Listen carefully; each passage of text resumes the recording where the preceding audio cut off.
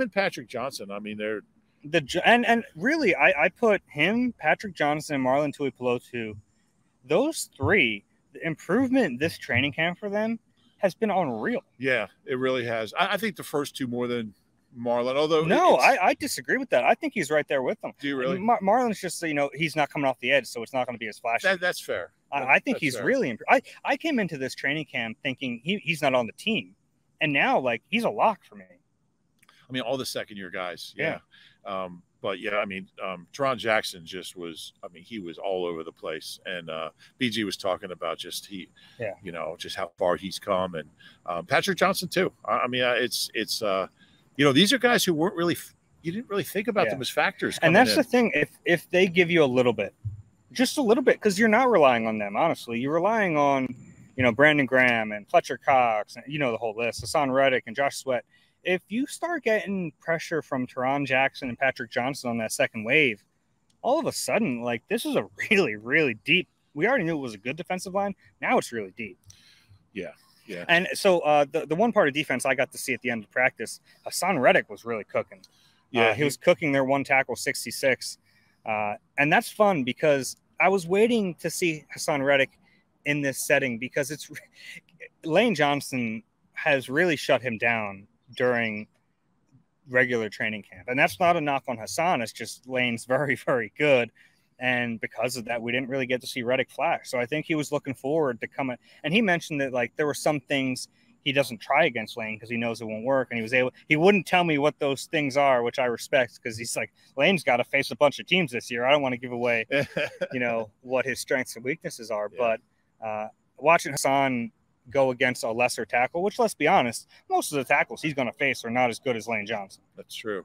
I'll tell you what, though, and I'm guilty of jumping around now. Jadeveon Clowney is a problem. Yeah, he's the real deal. Lane won a few battles with him, but Clowney was blowing up run plays on read options. I mean, his first step is so long. He's like in the backfield. Like he was at one point, Nick Sirianni said, "Hey, 90, stop ruining these plays." Did he really? Yeah. Getting back to the D line, I got an opportunity to watch one-on-ones. Mm-hmm. And it was only the Eagles' defensive line because the Eagles' O-line versus the Browns' D-line was on the other field. And I'll talk about that in a minute. Jordan Davis had 2 reps against the same poor guy that 72, Hajada Froholt. You get that right? From Denmark. Probably not. He turned around. He called it. The first one was just a bull rush, and he just – I mean, it was like the dude was on skates. Yeah. I mean, he just like it was – and I mean, Fletcher and BG were just screaming and hooting and hollering. And then that's where it's really fun because, like, at a certain point when you're going against your own team, you kind of feel bad for the offensive lineman. They didn't feel bad for Froholt, poor Froholt. And then a little bit later in the same drill, he faked bull rush and just went around him, and the poor guy was like, it was something else. That's the thing with him is like, you can sit on the bull rush and you can survive, but if he hits you with a swim or a sidestep, like some of the moves he makes aren't even like swims. They're like, he just is so quick side to side that he'll run right past you. Yeah. Tuipulotu, I wrote down, had a couple really nice reps also against that 66 that you mentioned. Yeah. But for me, the big highlight was just, I mean, watching Jordan Davis in one-on-ones is like, I feel like I should be paying. It is prime time. I would pay money to see that. Yeah. He's, I mean, my expectations just keep changing for the kid. Yeah. And I mean, and his fitness level, I mean, he hasn't missed a rep. He hasn't missed, he is going to be a problem. Yeah, he already is. Yeah. So on the flip side of that, I was watching Eagles offensive line against the Browns defensive line. Again, Clowney and Lane just had one snap against each other. I thought Lane handled them. And really, in general, Lane against Clowney in pass pro was fine. It was just Clowney in the run game was kind of giving them fits. Isn't that where we're going to do the podcast? It's actually driving by. Yeah, I'm glad we didn't pick this location. So we were looking for a place, and there's this elevated tower behind like one of the fields, and it's actually getting driven by in a truck right now. Yeah. I'm glad we'd end up in like Akron the night. We'd be up on top of that thing. All right. Anyway. So the most fun part of this practice for me was that Myles Garrett was back. Yeah. He had missed a total of 4 practices. I talked to some Browns guys for personal issues, personal reasons. And he returned today, which meant he got to go against Jordan Mailata. And Myles Garrett in his return did not do team drills, but he did one-on-ones. So Mailata was really excited. He was disappointed when he found out Garrett wasn't going to be there on day 1. So he got to go against him on day 2. And they only had 2 reps against each other. And they're only supposed to have 1. And Jordan asked him for a second one. And basically, it was a bull rush for Myles Garrett on the first one. I thought Mailata held his own. He anchored, but it was a good push by Myles Garrett. And Jordan admitted that Myles got him on that one. And then the second one, Jordan kind of ran him out on a wide move, and Jordan said, "I'll take that one. Like, I won that one." And it was fun because after we talked to Jordan, he's like, "I'm gonna go try to find Myles Garrett right now and go talk to him." And then he did. He went on the middle of the field, and it was Lane Johnson was already talking to him. So you could tell they kind of like small talked for a little bit. And then I was watching them as they were going through some technique stuff. They were getting stance. Yeah, it was really cool to watch. And you appreciate Jordan for wanting to get better, and you appreciate Myles Garrett, who is arguably the best pass rusher, one of the best pass rushers in the league, taking some time and giving some tips. Yeah, it was really cool. It was cool to see. And then I broke the rules. Well, I don't know. I don't know what rules the Browns have. Oh, they do media before practice. Okay. Yeah. So do you want to? Well, I talked to Myles Garrett after practice about that, so it'll be in a story tomorrow. Unless they confiscate my belongings before I leave. You might want to hold that story till after you get out of the state of Ohio. Out of Cuyahoga County. The way these security people are. Yeah. Brown security. They take their job serious. They are hardcore. Let's talk about one negative thing I saw today. And it's kind of becoming a little bit of an alarming trend for me. Kenny Gainwell dropped another pass, and he had a missed assignment, and he got reamed out by Nick Sirianni. And, I've been kind of waiting to see a year 2 jump from Gainwell. I haven't seen it. If anything, I'm a little worried about his role and his standing right now. Yeah, and he's playing a lot because obviously Miles is out, Miles Sanders, and it's a concern. And, he did drops. He had 5 drops last year, which is a lot for, I think he had 33 catches. Yeah. So that's a pretty high percentage, but that percentage has gone way. He's had 1 drop every day since he came back from the hit. This one was a bad one because it was in the full team competitive period in the red zone in the middle of the field. This is as bad as competitive as they're going to get the rest of the way. And you got to make that play. And then on the next one, he catches the ball, but he let his momentum take him out of bounds. It was, you're in these high leverage situations. And the Eagles, even last year as a rookie, they put him in those high leverage situations. He was their 2-minute running back. So in year 2, in a practice against the Browns, to struggle in a high leverage situation, it concerns me a little bit. Yeah, me too. And, maybe, he did miss a few days with a hip or just a couple days. Maybe it's still, I don't buy that. They wouldn't have him out there if it was still any kind of issue. But it's a concern. He's with his role. He's going to have a role, especially if Miles is hurt all the time. Yeah. You don't want to see that. He's got to get that cleaned up. Yeah. Yeah. What else we got? A read option. Eagles ran a bunch of running plays and a bunch of read options. And that's where Clowney kind of just wrecking things. He's ruined every play. But it was fun to see some of their timing on that. There's sometimes where Jalen really holds the ball for until the exact last second, and then he either pulls it or he gives it to the running back. That's a tough play for defense, and we've seen it last year too. It's a tough play for defenses to defend. Yeah, it's such a timing play, and he obviously loves to do it. Yeah, and it works for them. It does. Because he has the ability. You have to defend so much there. Yeah. You worry about ball security because it's just an unnatural, because the running back doesn't know if he's going to get the ball or not. It's a tricky play, but they're getting good at it, and potentially has a big payoff if it works. Yeah, there was a screen today. I forgot to put this in my notes. Cam Jurgens was 15 yards downfield in the blink of an eye. I understand why Nick doesn't want to make the comparison. You can't avoid it. It's Kelsey. Yeah.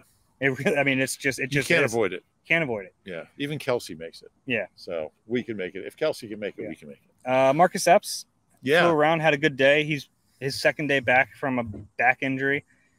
They're going to really rely on him because the rest of the safety position is leaving a lot to be desired. Yeah. I think Kayvon's been okay. Yeah, he's really turned it around. Yeah, but still, I don't feel like he's a starter. So I do. I think. You think Kayvon's a starter by default? Who else are you going to start? I mean, it'll be Anthony Harris. Will be the starter. I don't feel great about that. And honestly, I don't feel great about Kayvon starting. I haven't seen him do it consistently for long enough. To me, the difference is like Kayvon will make more plays, but he'll also have more negative plays. I agree with that. With Anthony Harris, I mean, he's smart. He knows where to be. He just doesn't make plays. Like, I think that's why the coaches like him. He's assignment and there's sound. Something to be said for that. Epps had one snap where it was a heck of a play. Harrison Bryant looked like he had the ball. It was a pass from Deshaun Watson, and the very last second, he just Epps stuck his hand in there and knocked it out. And then a minute later, he had another knockdown. He was really active. He looks good. He's had a good camp. He's had a good summer. You got to feel really Epps feel really comfortable about that one. He's their best safety, and there's a big drop off to number 2. Yeah, and I don't know who number 2 is. Did you see that Amari Cooper, Darius Slay snap in team at the end? Oh yeah. It was it was a nice breakup by Slay. What I will say is Cooper was open and the ball was out late. Yeah. It was a late throw, but I give Slay credit. He closed really quick. It was a heck of a close. Yeah. Yeah. Made a nice play on it. Yeah. No, that was a good play. Got anything else in this practice that really stands out to you? No, I don't think so. They had kick return today. The order changed a little bit. They went Quez Watkins, then Jason Huntley, then Britton Covey, then John Hightower. So maybe Quez is still in the mix to return some kicks. Kaiser had a big day. Yeah, he did. He dropped the pick, though. Dropped the pick. That was what I was going to say. He was smacking himself in the helmet. That was a Brissett throw. It would have been a nice play. He's got to make that play. Yeah. That's a play that last year's linebackers did not make, and he's got to make it. I saw Devin Allen catch a pass. Did you? Did you hurdle anyone after? Did not hurdle anyone. It was a back shoulder. It was in 1-on-1, so I don't think. Hey.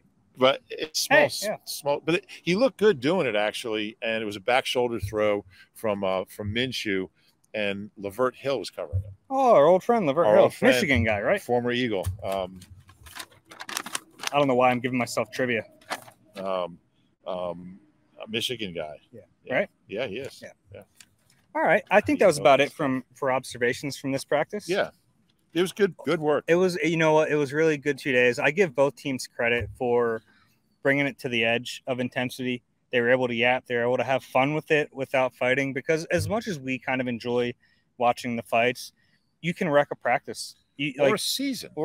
Yeah. So it is fun when there are fights. Don't get me wrong, but it's stupid too. Yeah, it's really very is. stupid. And there wasn't one fight. It wasn't anything close, was there?